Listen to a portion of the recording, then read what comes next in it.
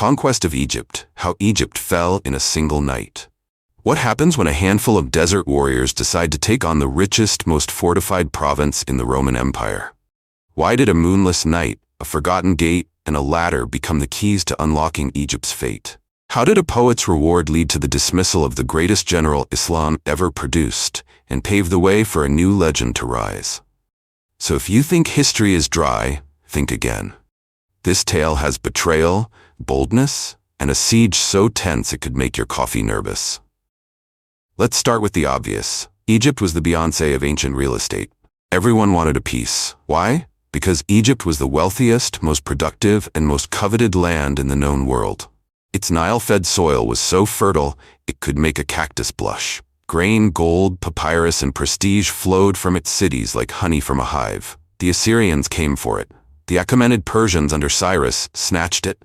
Then came Alexander the Great, who waltzed in like he owned the place. And finally, the Romans, who turned Egypt into their imperial piggy bank. Each empire saw Egypt not just as a province, but as a crown jewel, a land that could fund armies, feed nations, and flatter egos. The Muslim Caliphate, fresh off its stunning victories in Syria and Iraq, was no exception. But despite their success, the situation was far from stable. Persian resistance still flared in the northeast. Emperor Heraclius was playing chess with the Muslim advance, stalling and scheming. Heraclius, ever the crafty emperor, sent word to his Christian Arab allies in Jazeera, "Go attack the Muslims in Syria.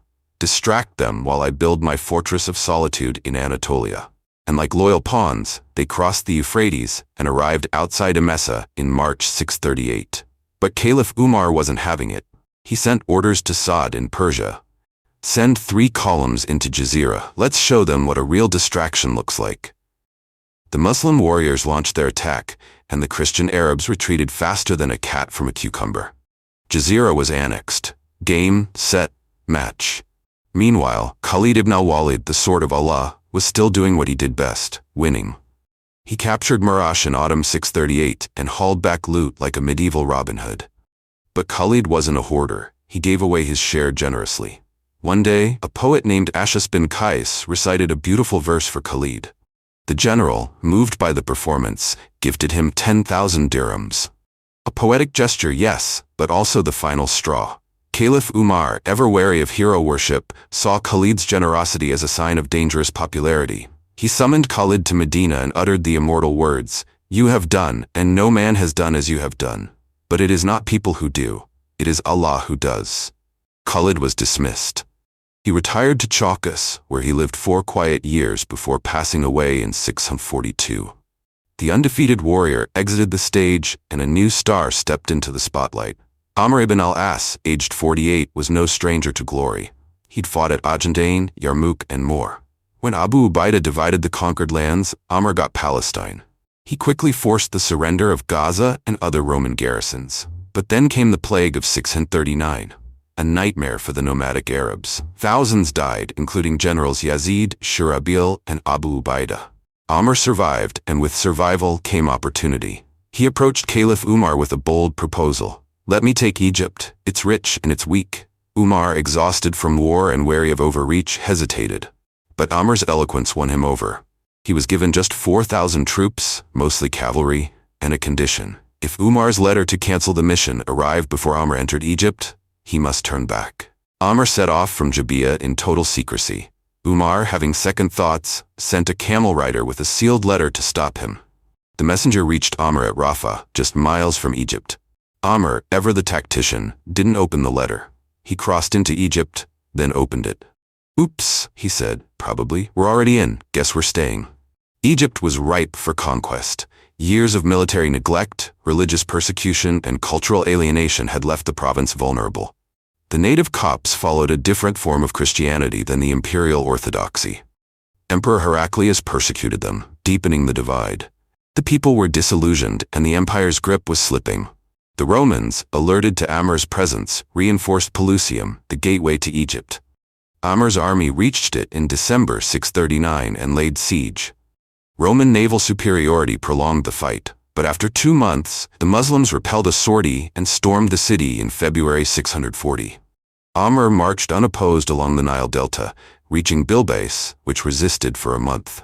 Meanwhile, Cyrus, Egypt's prefect and patriarch of Alexandria, mobilized a 20,000-strong army to reinforce the fortress of Babylon. Babylon was no joke. 60-feet-high walls, 6 feet thick, 5,000 soldiers. Commanded by Augustulus Theodorus, Amr starved Bilbais into surrender by spring 640, then bypassed Heliopolis and arrived outside Babylon in May. Theodorus's army was split. Some manned the battlements, most camped outside the northern wall, protected by a deep ditch, spikes and sally points. The stage was set. The Nile watched, and history held its breath. Now pause for a sec. Step into the extraordinary. Subscribe to Eccentric Digital Pixel.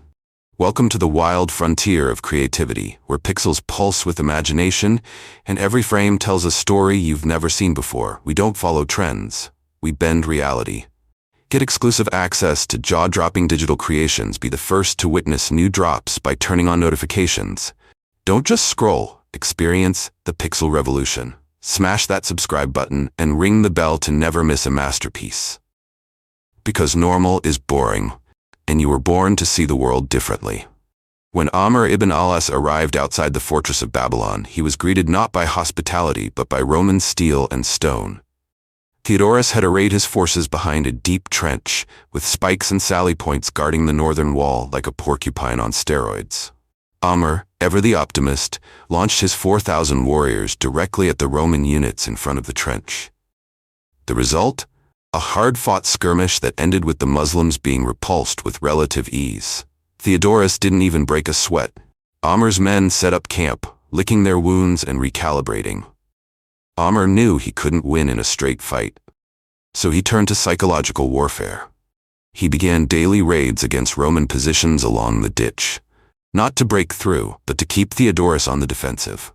To conceal his tiny force, Amr spread his troops thinly across a wide area, creating the illusion of a much larger army. The Romans, seeing movement everywhere, assumed they were facing a horde.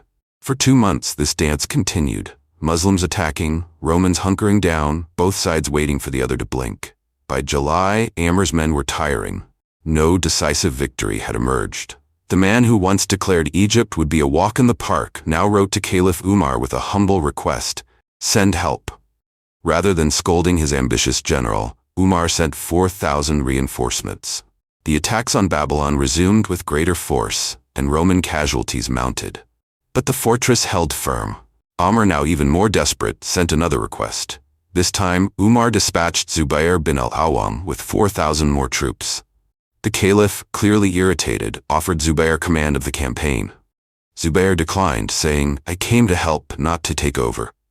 Upon arrival, Zubair conducted a personal reconnaissance and spotted something Amr had missed: Heliopolis, a Roman garrison city just 10 miles behind the Muslim army. If Theodorus launched an attack from Babylon, while Heliopolis struck from behind, Amr's army would be sandwiched and slaughtered. To neutralize this threat, Amr led a large portion of his 12,000 troops to Heliopolis, leaving just enough behind to keep the Romans guessing. Upon arrival, Roman cavalry sallied out and beat back some of Amr's horsemen. But they retreated into the city, and Amr laid siege. Then came the moment of brilliance. Zubair and a hand-picked unit scaled the walls, breached the city, and forced the garrison to sue for peace. Heliopolis paid the jizya, and Amr returned to Babylon. In Amr's absence, the Romans had driven away Muslim detachments near the trench and re-established their positions. Theodorus, realizing he couldn't wait forever, began launching daily raids through Roman bridgeheads. Though the Romans lost more men, they could afford it. Amr could not.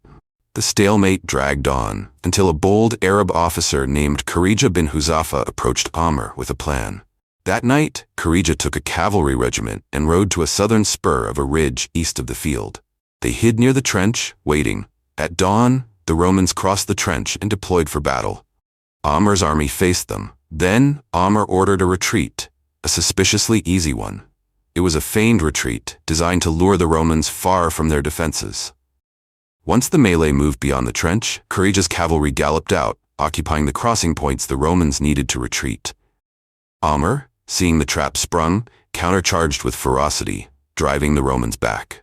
Then, Kharija struck the rear, hemming them in and encircling the Roman army. Many defenders were killed. A few Roman units burst through courageous cavalry, resecured the crossings, and retreated across the trench, pursued by Amr's forces. Fighting continued between the ditch and the citadel until the gates slammed shut. Those who made it inside were the lucky ones. Not a single Roman soldier remained alive on the battlefield. Cyrus, the Coptic prefect, was not a military man. The defeat shattered morale. To make matters worse, Amr acquired catapults and began hurling boulders at the fortress. Cyrus fled to the mid-river island of Rauda, from which Babylon was being resupplied. He sent word, "Let's talk." Envoys went back and forth. Cyrus offered Amr a lavish bribe to leave Egypt. Amr replied with three options: convert to Islam, pay the jizya, die. Cyrus leaned toward surrender, but his Egyptian colleagues refused. The stalemate continued. Amr entered Babylon with a few companions to speak with Theodorus. As he walked in, a Roman soldier sneered, "You have entered, now see how you get out."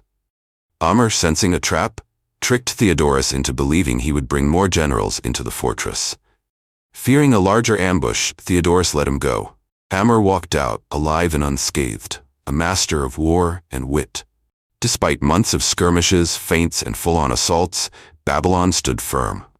Amr ibn al-As had tried everything short of knocking politely.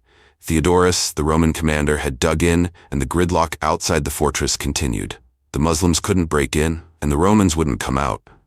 But then, in mid-December 640, Zubair, ever the hawk-eyed warrior, noticed something. While all the fighting had raged on Babylon's northern side, the riverside gate of iron, flanked by two guard towers, was relatively undefended.